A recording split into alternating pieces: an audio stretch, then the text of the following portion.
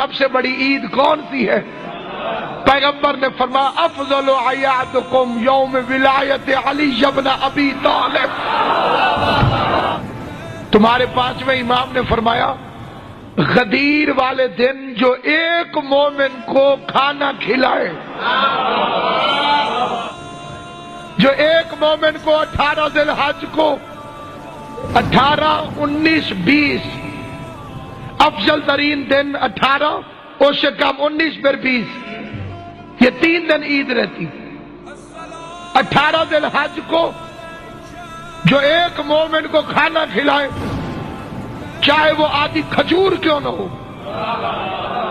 इमाम फरमाते हैं अल्लाह फरिश्तों से कहता है इसने अली की विलायत की खुशी में मोमिन को खाना खिलाया है, इसके नाम अमाल में इस खाने के बदले लिख इसने 1.25 लाख नबियों की दावत की है।